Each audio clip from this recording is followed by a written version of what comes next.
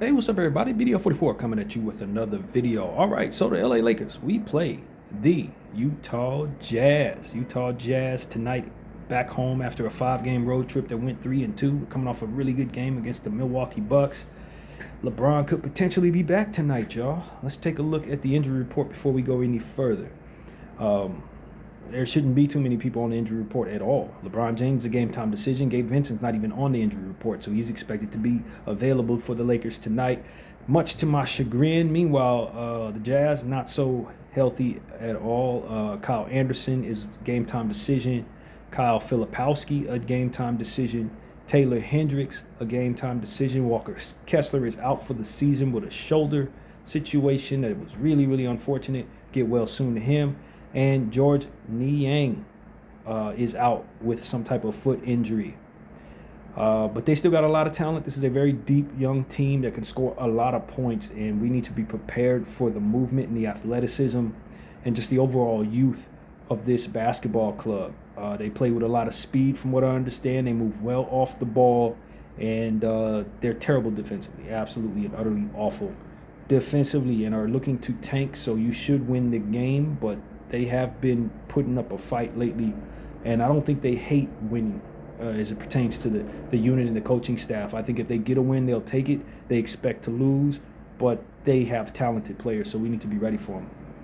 Now, I'm going to go back about a week ago to the beginning of a two-game back-to-back situation, home and away with the Minnesota Timberwolves. Utah Jazz played on 11-7 and then played them again on 11-10. One of those games was a tournament game. We'll know which one it is in a second.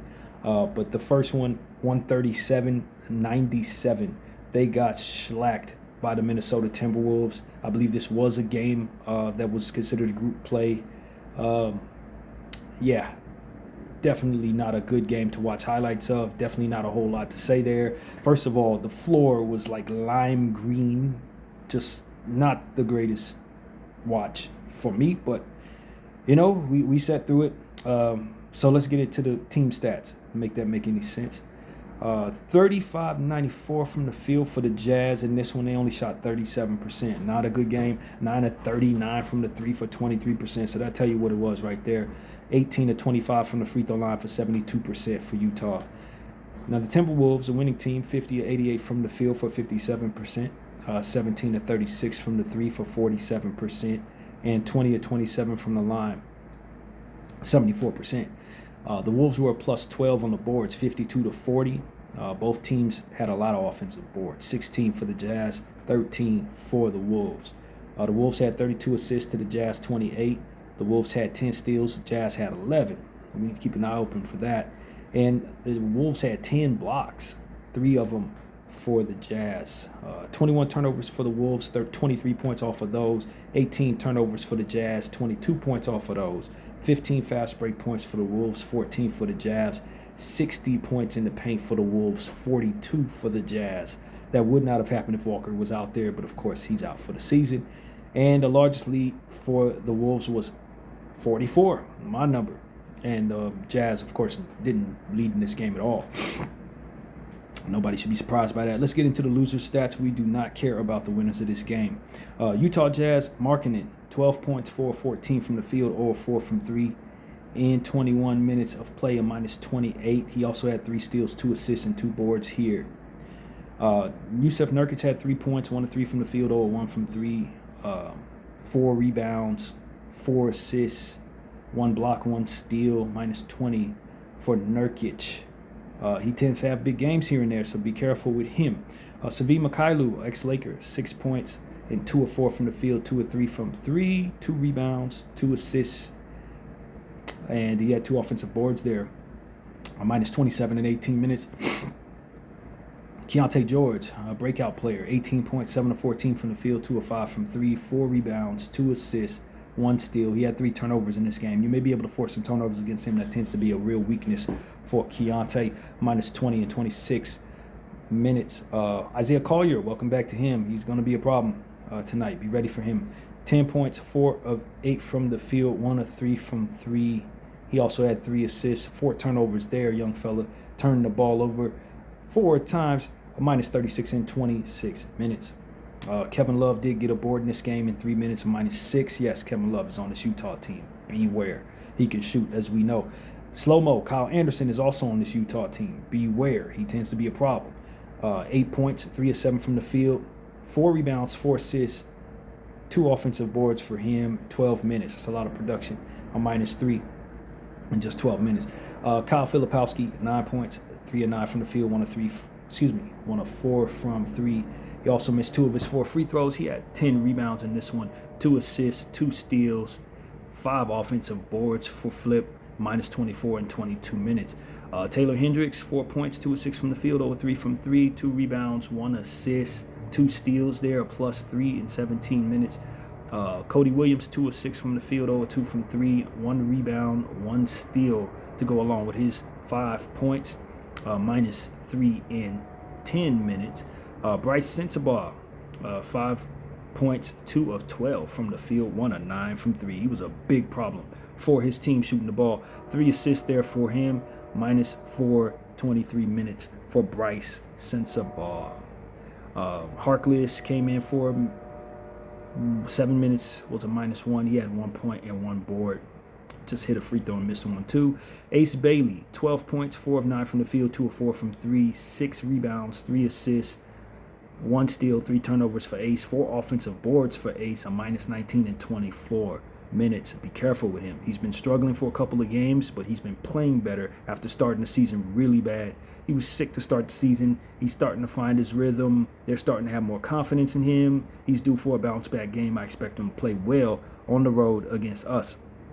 Walter Clayton, 4 points, 1 of 2 from the field, 2 of 2 from the line, 3 rebounds, 2 assists, 1 turnover. Kind of lost in the shuffle right now, Walter. I expect for him to get some minutes throughout the course of the season, but he's a talented player that shouldn't be having this few minutes in my opinion, but he's a rookie, so you can get away with it, but they're going to have to figure it out. They do have a lot of guards, and Walter is a little too good for the role that they probably haven't projected for going forward.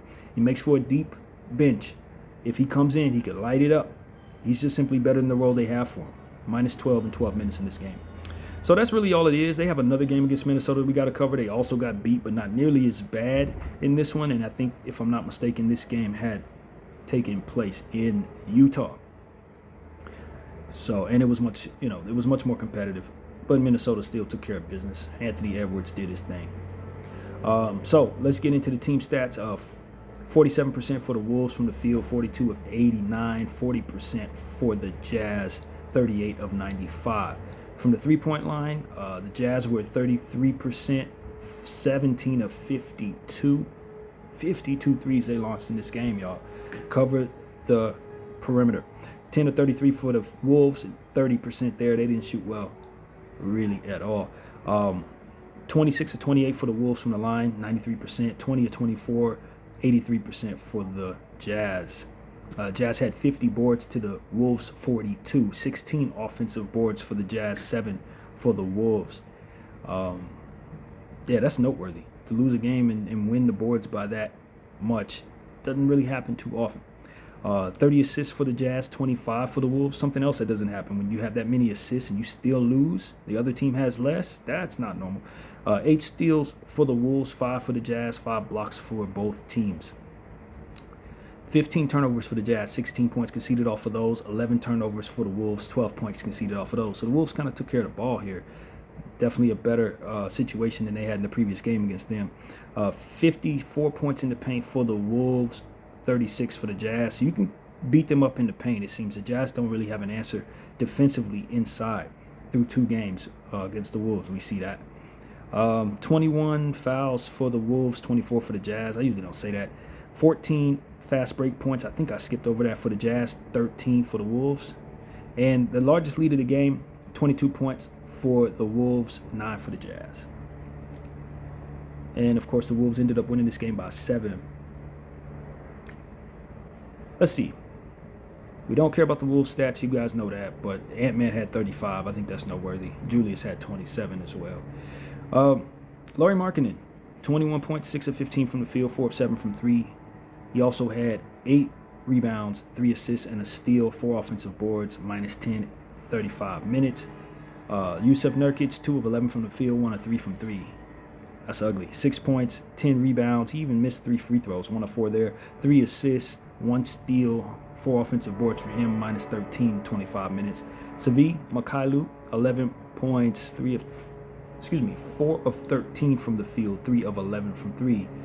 3 rebounds, 2 assists, and a minus 17 in 28 minutes. Keyonte George, 27 points, 9 of 18 from the field, 3 of 11 from 3. This is some ugly 3-point shooting. 6 of 6 from the line, 6 rebounds, 6 assists, 3 turnovers, and minus 12 in 36 minutes. Ace Bailey, 10 points, 4 of 9 from the field, 0 of 3 from 3. 7 rebounds, 2 assists, 3 steals, 4 offensive boards, minus 16. Not bad production overall, but still poor shooting from everybody. Kevin Love, 10 points, 3 of 6 from the field, 2 of 5 from 3, 3 rebounds, 1 assist, 1 block for K-Love. In 17 minutes, he was a +1. Filipowski, 7 points, 2 of 6 from the field, 1 of 4 from 3, 3 rebounds, 3 assists, 1 block, +14 in 26 minutes. Bryce Sensabaugh, 10 points, 4 of 6 from the field, 1 of 3 from 3, 4 rebounds, 1 assist, 2 offensive boards, +11 in 11 minutes. Isaiah Collier, 5 points, 2 of 3 from the field, 3 rebounds, 7 assists, 2 turnovers, -3 in 16 minutes. Walter Clayton, 6 points, 2 of 8 from the field, 2 of 5 from 3, 3 rebounds, 2 assists, 2 blocks, +10 in 18 minutes. But they weren't able to offset what Ant-Man was doing out there. He was killing them. It was nice to watch.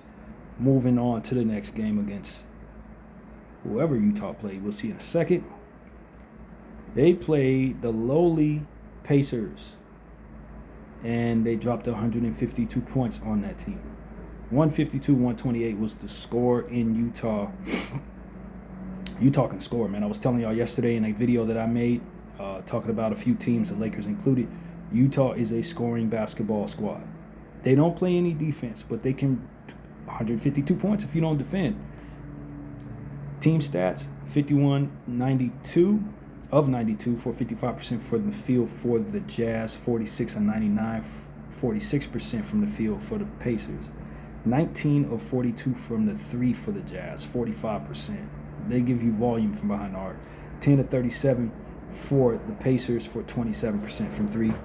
31 of 35 from the line, 89% for the Jazz. 26 of 29 for the Pacers, 90% from the line. 45 for the Pacers, 35 for the 35 for the Pacers, 45 for the Jazz. Rebounding there, 15 offensive boards for the Pacers, 13 for the Jazz. 38 assists for the Jazz, 29 for the Pacers. That's some real offense, man. 6 steals for the Pacers, 3 for the Jazz. 6 blocks for the Pacers, 3 for the Jazz. 8 turnovers for the Pacers, 16 points conceded off of those, and 15 turnovers for the Jazz, 25 points conceded off of those. 20 fast break points for the Jazz to the Pacers, 13, 60 points in the paint for the Jazz, 58 for the Pacers. At one point, the Jazz were up by 26, and the Pacers did have a 10-point lead, but they didn't keep it. That's for sure. We will not look at the Pacers' stats here at all. Marketing, 35 points, 13 of 19 from the field, 5 of 7 from the 3, 3 rebounds, 2 assists, 1 block, 3 offensive boards, +12 for 35 minutes. He was good, really good. Nurkic, 11 points, 3 of 6 from the field, 11 rebounds as well, 4 assists, 3 turnovers, a +15 in 31 minutes. He did have 3 offensive boards there. Svi Mykhailiuk, 20 points, 10 from the field, 3 of 5 from 3. Really good shooting night for Svi. 4 rebounds, 4 assists, and 1 block, +9 in 27 minutes. Keyonte George, bad shooting night, 10 points, 3 of 12 from the field, 0 of 3 from 3, 5 rebounds, 7 assists, 3 turnovers, 2 offensive boards, a -2 in 27 minutes. Ace Bailey had a good one, 20 points, 7 of 13 from the field, 4 of 8 from 3, 4 rebounds, 1 assist, 3 offensive boards, +9 in 26 minutes. He getting offensive boards, y'all. Ace Bailey is turning into a very nice offensive rebounder. That is something to note because his athleticism and his bounce ability, he's gonna do some things tonight. Do not take him lightly. Filipowski, 16 points, 4 of 8 from the field, 1 of 3 from 3, 7 of 8 from the line, 7 rebounds, 3 assists, plus 15 in 20 minutes. He needs a bigger role as well, just like Clayton. I just don't think the role is there long term. Cody Williams, 2 points, 1 of 4 from the field, 0 of 2 from 3, 1 rebounds, 2 assists, 1 steal, plus 14 in 19 minutes. Bryce Sensabaugh, 16 points, 6 of 11 from the field, 4 of 9 from 3. He could light it up. 4 rebounds, 1 assist, 2 steals. Thought he couldn't defend the 2 steals. Plus 14 in 16 minutes. Look out for Bryce Sensabaugh. I think he has, and I say this without too much understanding, but I think he has all-star upside. I think he's going to be an elite level scorer if given the right role. So look out for Bryce Sensabaugh. I wouldn't be surprised if he goes off and breaks out some type of day, someday soon. Don't let it be tonight. But he's capable of scoring 40 points. He is. He's very talented. I just don't think the opportunities are there for him. But any night, any one of these guys can play a lot better than what you would expect because they're all very good. They just haven't developed yet. Harkless had a minute of play, garbage time, plus 3, did nothing. Isaiah Collier, 14 points, 5 of 6 from the field, 1 of 2 from 3, 3 of 4 from the free throw line, 6 rebounds, 11 assists. Don't take that lightly. 11 assists, 2 turnovers, 1 block, plus 24, 27 minutes play. One of the most underrated point guards in basketball. Isaiah Collier. He's the truth. And if he had a bigger role, he would be a very, very serious point guard in this league. He is one, but just like everybody else on this Jazz, in a lesser role. Walter Clayton, 8 points, 1 of 3 from the 3 and field, 5 of 5 from the line, 3 assists, 2 turnovers, plus 7 in 12 minutes. If you wonder why I point out certain people's free throws and certain people's turnovers, there's no rhyme or reason. If it comes out of my mouth, I said it. That's literally how that goes. So I don't intend to usually tell people's turnovers unless it's point guards who tend to turn the ball over a lot, but I might just accidentally slip and say something. Anyway, so there's no rhyme or reason for those who are wondering why I do that sometimes and don't. It's just like fouls, team fouls. I don't say them often, but if I happen to, I said them. Literally that. Moving on, because that game was not much to be spoken of. The Utah Jazz put up a lot of threes, hit a lot of them, and Markkanen is playing like an all-star. And yeah, the Pacers are awful. 1-10 Pacers. They're looking to tank on purpose, hoping to get somebody really good, really, really good in the draft. So I'm sure that they will have an opportunity to do that because they're not going to be winning too many games. To be honest, they're not. They suck. All right, next game. Let's see. As my phone loads up, I believe they played against, the Hawks. 132-122. This game was in Utah. Utah did not win the game. Team stats. Field goals. 46 of 90 from the field, 51% for the Hawks. 24 of 47 from the 3, 51% for the Hawks. 16 of 22 from the line for the Hawks, 73%. So, yeah, that's some really good shooting for the Hawks. Hard to beat them when they shoot like that. We know that. 45 of 92 from the field for the Jazz, 49%. 19 of 44 from the 3, 43% for the Jazz. And 13 of 21 for the Jazz from the free throw line, only 62%. That ain't good. 49 boards for the Jazz, 43 for the Hawks. 14 offensive boards for the Jazz, 9 for the Hawks. 39 assists for the Jazz, 36 for the Hawks. 9 steals for the Jazz. 1-8 for the Hawks. As in 18 steals on the night. That is crazy. Forcing 24 turnovers for the Jazz, who gave up 34 points conceded off of those. That is a terrific defense there. 18 turnovers for the Hawks, 23 points conceded off of those. Are they the Hawks? You know how good they can play defensively. This is not surprising. But 18 steals is crazy. 23 fast break points for the Hawks, 19 for the Jazz, 40 points in the paint for the Hawks, 48 for the Jazz. 18 was the largest lead for the Hawks, 3 for the Jazz.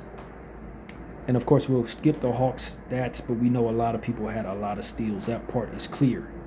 7 of them for Joe Johnson. Oh, this was the Jalen Johnson. Joe used to play for this team as a star. Jalen stepping in as the new Johnson in town for the Hawks.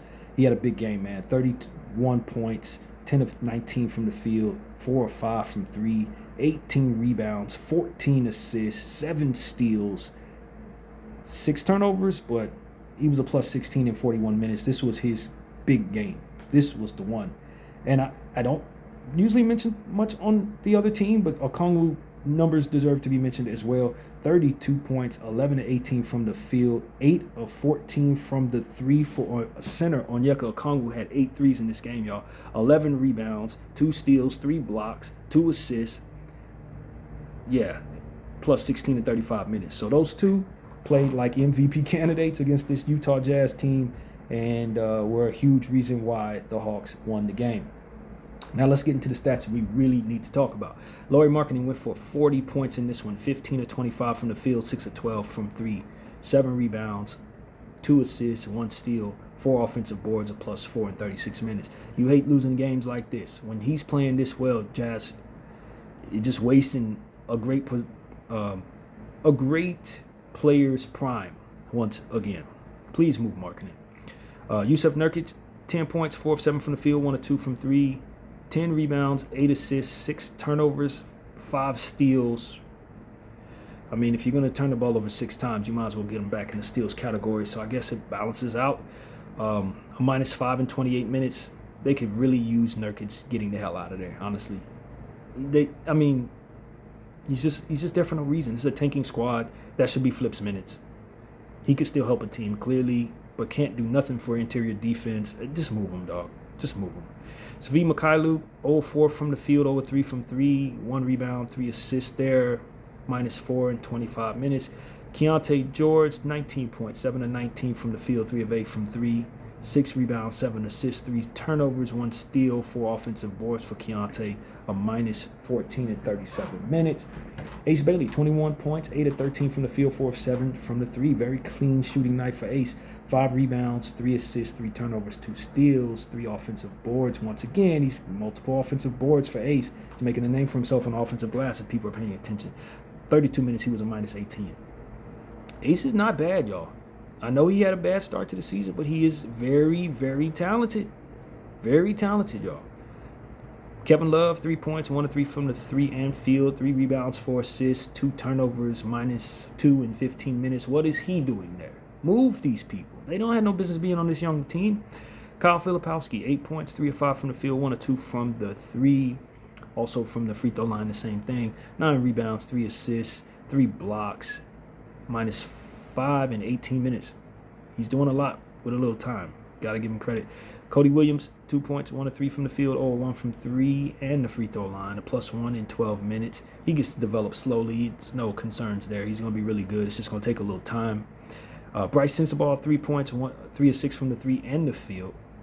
These guys are only attempting threes in this game. 3 rebounds, 2 assists, 3 turnovers, -7 in 12 minutes for Bryce. And Isaiah Collier, 10 points, 3 of 7 from the field. He did not attempt a 3, surprisingly. The only person on the team that didn't launch a 3. 5 rebounds, 7 assists, only 1 turnover for the point guard. I had a block out there as well. And he was a 0 in the ± in 25 minutes. So, yeah, they couldn't overcome Okongwu and Johnson playing like this. Nobody could. They'd have beat anybody that night. They would have. The Hawks would have beat anybody that night when playing like that. Moving on, final game for the Utah Jazz. I believe it was against the Chicago Bulls. And it was 150-147. The Jazz won the game. 150. This is the second game in 3 games where they scored over 150 points.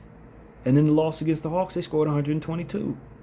This is a very high-scoring team, y'all. Y'all need to know the run this team is on right now. Okay? You're going into this basketball game, a lot of people are saying, oh, the Jazz are easy to beat. If you're not scoring a ton of points, there's a chance you lose. It's a chance. So we need to be thoroughly prepared for that when we start bringing back 40-year-olds and stuff. This is not probably the team you want the 40-year-olds to come back. Bron, yeah. Gabe, no. Don't put Gabe out there against these youngsters. They're going to run straight past him, man. I'm telling you right now. So, yeah, don't be surprised. This is a serious trap game unless you're doing homework, and that's what this channel's for. We're doing homework. All right, let's get into it. This was a double overtime game, to explain the score there. And a lot of shots were attempted. Be prepared for this. 49 of 108 from the field for 45%. 49, that was the Bulls. 49 of a 111 from the field for 44%. I've never, in the time that I've been doing this, I've never seen that many shots attempted in any game that I've been looking at stats. And I don't look at too many, but for the sake of this channel, I've been looking at a lot of stats. I've never, ever seen that many shots put up. Ever. 19 of 50 for the Bulls from the 3, 38%. 18 of 49 for the Jazz for 37%. You just don't see this very often. 34 of 41 from the free throw line. 83% from the line. 30 of 32 for the Bulls. That was the Jazz before. The Bulls here, 94% from the line. So, yeah, these teams are launching. 60 rebounds for the Bulls, 53 for the Jazz. Both teams had 12 offensive boards. 38 assists for the Bulls, 29 for the Jazz. 13 steals for the Jazz, 7 for the Bulls. 10 blocks for the Bulls, 6 for the Jazz. 17 turnovers for the Bulls. 20 points conceded off of those. Only 9 turnovers for the Jazz. 13 points conceded off of those. So those ball handlers took care of the ball in this one. They did. They're known for turning the ball over, Keontae and them, but not so much in this one. 54 points in the paint for the Bulls, 52 for the Jazz, and fast break, 18 points for the Bulls, 16 for the Jazz. 15 points was the largest lead for the Bulls, and 8 for the Jazz. All right. So, the Bulls lost this game. Giddey went for a triple-double, 26, 13, and 13. Vucevic had a good game, 21 and 12. Kobe White made his return, 27 points. Definitely happy to have him back on my fantasy teams. And that's about as much of the Bulls as you care to hear. Let's talk about the winners here. Lauri Markkanen, once again, going over 40 points. 47 points, 15 of 33 from the field, 6 of 17 from the 3, and 11 of 13 from the line. Wow. Lauri killing his old squad. He also chipped in 7 boards, 2 assists, 2 steals, 2 blocks, 2 offensive boards, 46 minutes plus 4. Nurkic, 5 points, 2 of 6 from the field, 0 of 1 from 3. 14 rebounds for Nurkic, 5 assists there as well. That's really good. 3 steals, 1 block. It's a good Nurkic game. 3 offensive rebounds, plus 9, 38 minutes of play. Svi Mykhailiuk, 10 points, 4 of 6 from the field, 2 of 3 from 3. 3 assists, 1 block, and minus 11 in 29 minutes. Keontae George, 33 points.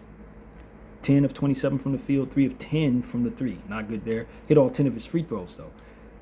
2 rebounds, 6 assists, 4 steals, 4 turnovers, a 0 in the plus minus in 44 minutes.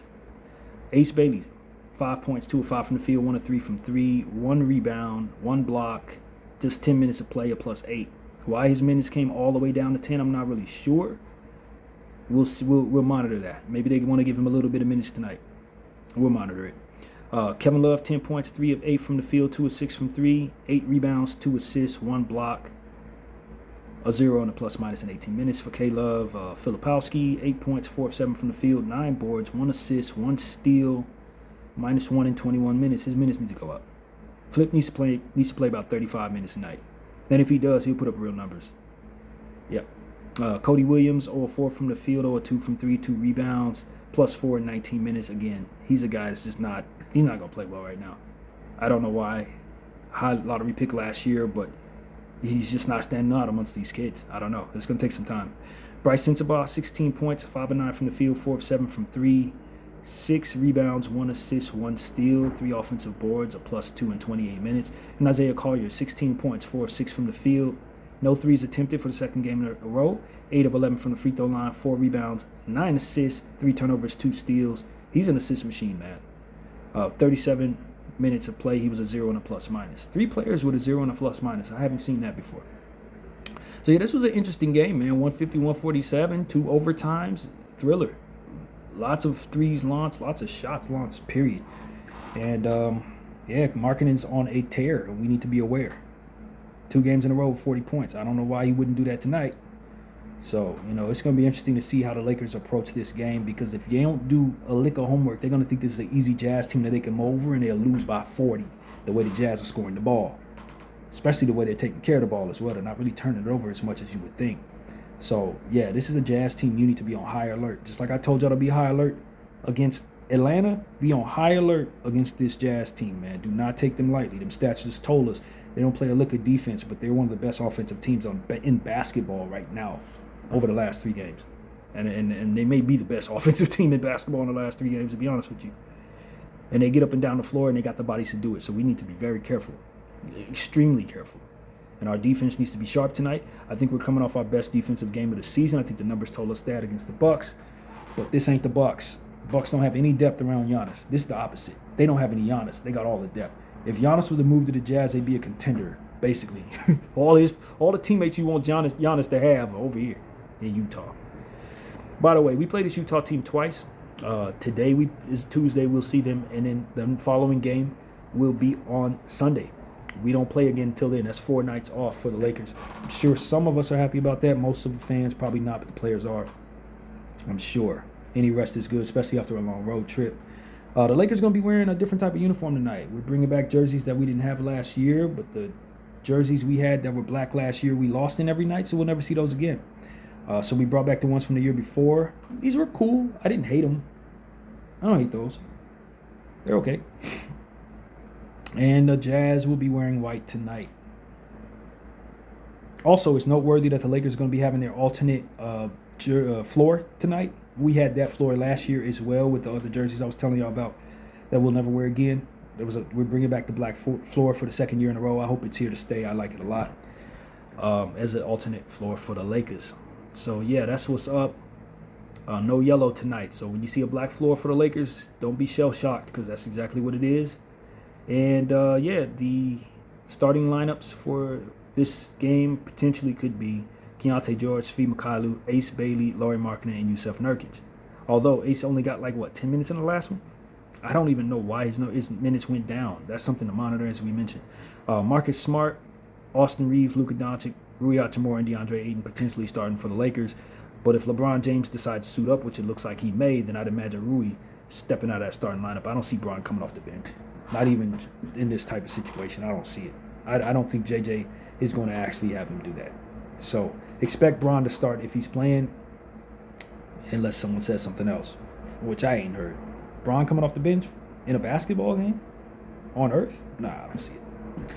So, yeah, man, that's pretty much what I got to say in regards to the Utah Jazz. I'm just on high alert, man. This is an ultimate trap game because the Lakers could be potentially thinking about the trip they may want to take to Hawaii this week since they're off for 4 days straight, or what they plan on doing or whatever. This is not the game to take off. You're bringing back old guys, particularly Gabe Vincent, who likes to jog around. This is not the game for a guy who can't score.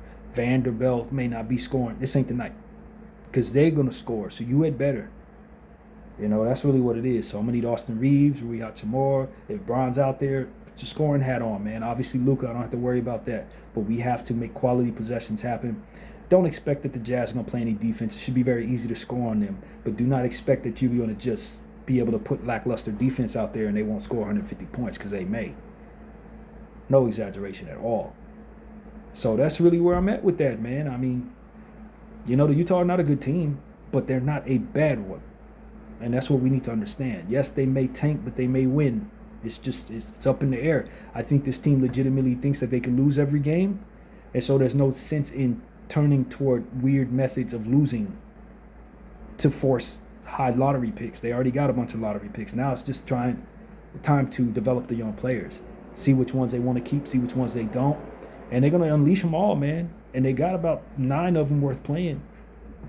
You know what I mean? They got a couple old guys sprinkled in there, Slow-Mo, Love, and Nurkic, but the majority of this team is young. And then they're led by a legitimate all-star player in Markkanen who's playing his best ball. So, like I said, if you think you're going to take the night off, it's going to be a bad night for you, just like Atlanta Hawks. Just like the Atlanta Hawks. So, that's really what it is, man. Come in ready to play. Welcome back, King, if he plays. I have my doubts that he will. To be honest with you, I think it makes more sense to give him another week off and then just play him on Sunday. But I think he may have different thoughts about that. So it's 50-50 at this point. Game time decision is what I'd expect they say. Bron tends to play, though. Like, if he can, he will go. So I really don't have a feel for what Bron is going to do. If I'm a betting man, I'd say he probably will. So I don't know. I have no idea. That's pretty much what that is. But, yeah, man, the game's is 7:30 p.m., a rare game for us these days that actually starts at a regular time for the Western Conference. Since we've been on the road and having all these early games and stuff like that, we get an actual nighttime game for ourselves. So this is really good. If you ask me, I like when Lakers play at 7:30. And that's really it. The injury report remains the same on this app, so ain't no need to go over it again. And like I said, man, if the King's back, welcome back, King. If not, I don't think it's going to be much of a problem because we do have plenty of players that can score the ball. Rui is who I'm concerned about. What happens with his role? Because he's much better when he's starting at power forward, getting about 8-9 shots up a night. He's been good in that role. When you ask him to play small forward or come off the bench, it ain't been the same thing. Now, this is a different unit, and we haven't seen this dynamic with this unit, so that may make things a little better for us than it were last year, but until we see otherwise, you have to assume Rui's going to have a very difficult adjustment here. And Austin, too, man. He's already taking back seats for Luka. Now, he has to take another back seat for Bron. I just don't think that's what I want to see Austin do at this stage, especially since we know he can put up superstar MVP numbers when he has the ball to himself. I kind of want him to stay in that rhythm. I think most of us do.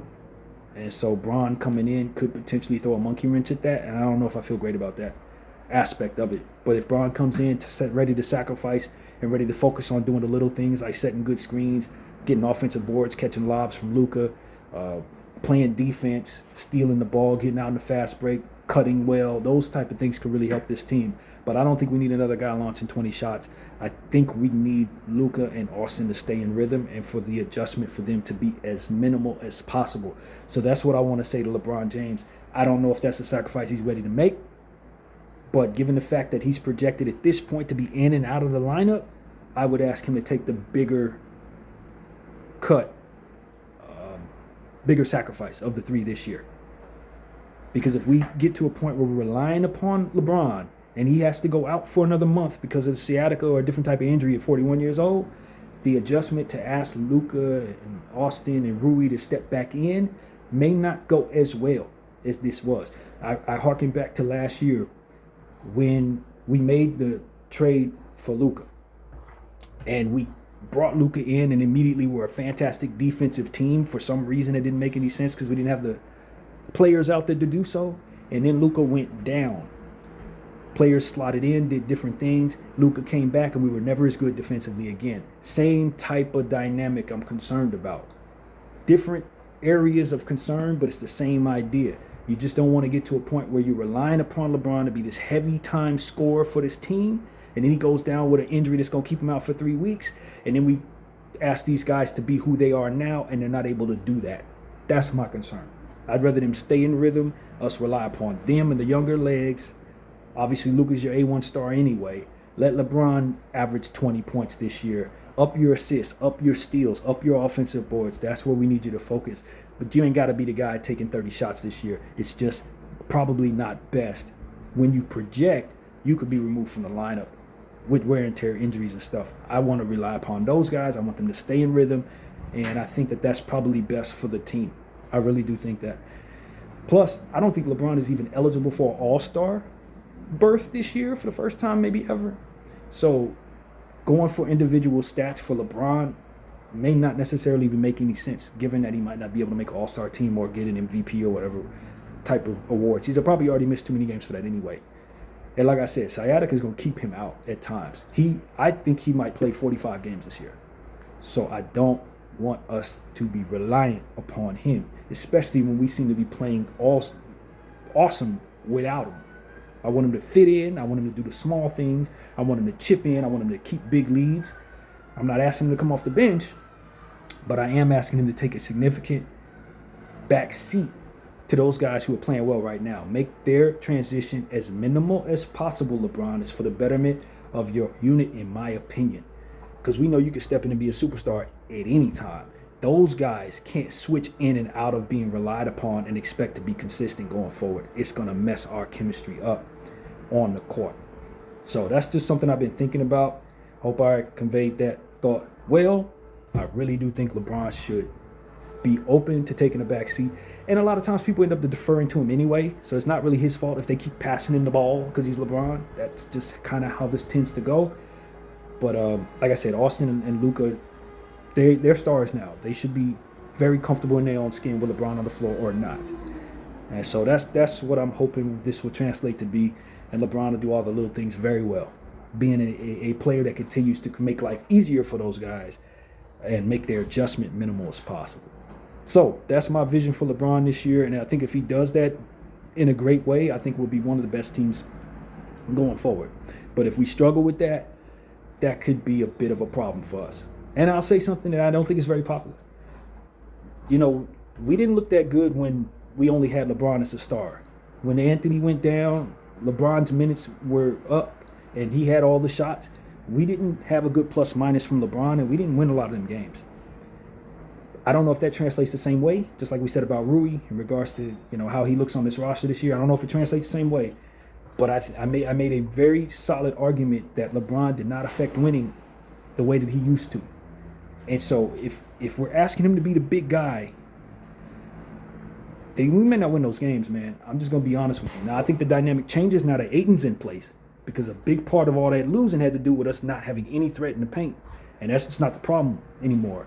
I think you're more likely to have better quality possessions in that scenario with his presence down there helping you get easy buckets, offensive rebounds, defensive play. When he's playing defense, he tends to be really good at it. So I think overall, the Los Angeles Lakers could potentially have better quality LeBron winning plus minus stuff with the presence of legitimate center play.